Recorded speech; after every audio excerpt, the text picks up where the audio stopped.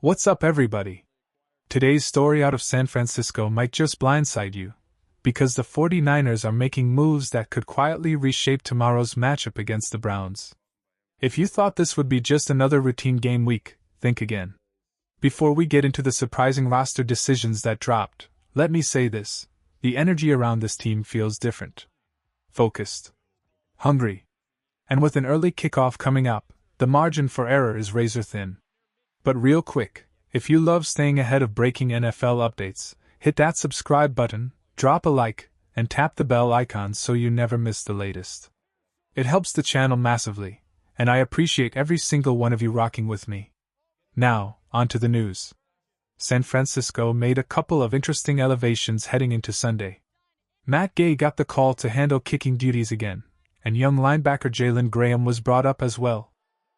Gay stepped in last week and delivered clean, steady work, and with the conditions expected to be rough in Cleveland, reliability matters more than ever. What really raised eyebrows, though, was who didn't get elevated: Eric Kendricks. A proven veteran, a former All-Pro, and a player many expected to suit up quickly. But with a bye week on the horizon, the coaching staff seems determined to let him settle fully into this system before throwing him into the fire. Honestly, that patience might pay off big, especially with a winnable matchup coming up after the break.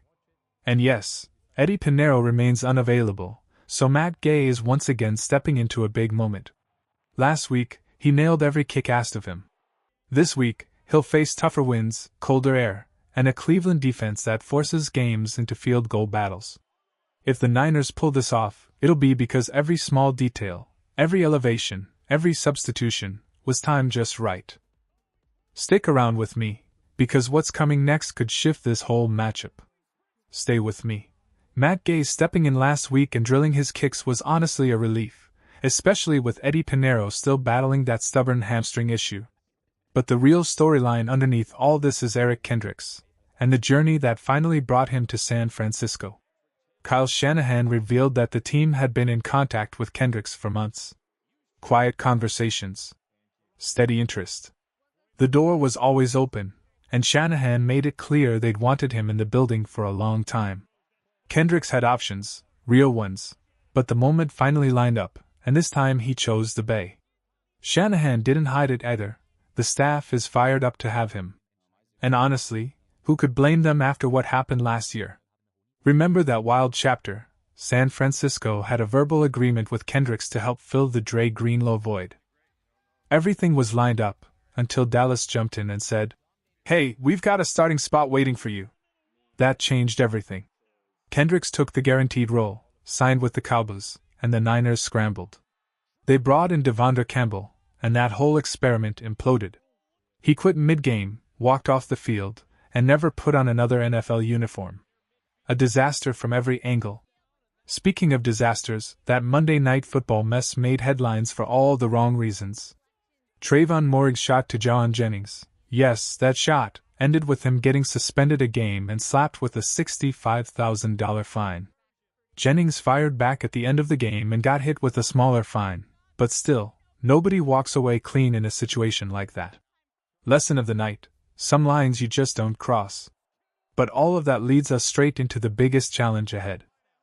Tomorrow, Brock Purdy faces one of the nastiest tests on the schedule: cold winds, ugly conditions, and a Cleveland defense anchored by a monster edge rusher in Myles Garrett, who's sitting at 18 sacks. That's more than the entire 49ers defense has this season. The Browns feast in weather like this. And let's be honest, sunshine and Cleveland haven't been on speaking terms in months. This matchup is going to get gritty fast. Stay with me. And here's where things get really interesting. Tomorrow's game puts Brock Purdy face-to-face with a storyline he's been trying to outrun his entire career: bad weather. Every time the sky gets ugly, the pressure on him doubles, and Cleveland is about to throw the whole winter playbook at him. Anyone who remembers that 2023 matchup in Cleveland knows exactly what I'm talking about. The wind was brutal, the rain was slicing sideways, and Purdy just never settled in. San Francisco barely cracked 17 points, and the Browns stole that 119-17 after a missed kick at the end. Purdy fought to give his team a chance, but the numbers tell the story: barely over 40% completions, just 125 yards, and a pair of costly interceptions. It was rough. But it wasn't just Cleveland. That game against Carolina? 3 interceptions before halftime. The kind of performance that makes you hold your breath anytime the forecast dips below 40 degrees. And tomorrow? The setup is even more chaotic. Temperatures hovering in the high 30s. Winds punching between 25 and 35 miles an hour. Rain showers in the morning, turning into snow later on. Gusts capable of taking a football and sending it somewhere it has no business going. The real feel, temperature could slide below freezing, and the field is going to reflect every bit of that misery. This isn't just bad weather, this is the exact environment that has given Purdy problems time and time again. Even the games he won weren't clean. Against the Buccaneers in the rain, he managed a solid day, but still threw a pick. In the playoff slugfest against Green Bay, cold rain pouring down, he completed just over half his passes and had to claw San Francisco back late. And when they faced Buffalo in the snow, the offense sputtered again, and the Niners left with a 24-13 loss. All of these moments point to one question that hangs over tomorrow's kickoff: can Brock Purdy finally break the pattern when the weather turns ugly? Stick around, because what comes next will tell us exactly that. And it's impossible to talk about Brock Purdy's weather struggles without mentioning the stretch where everything seemed to hit him at once. That game against Buffalo, when Christian McCaffrey went down for the season, felt like a turning point. Purdy could barely get a proper grip on the football. Every throw looked like it was fighting the cold. He finished 24 of 42 with just 1 touchdown and 1 interception, numbers that tell you he was battling the elements every single snap. What makes it even stranger is that Purdy played college ball at Iowa State.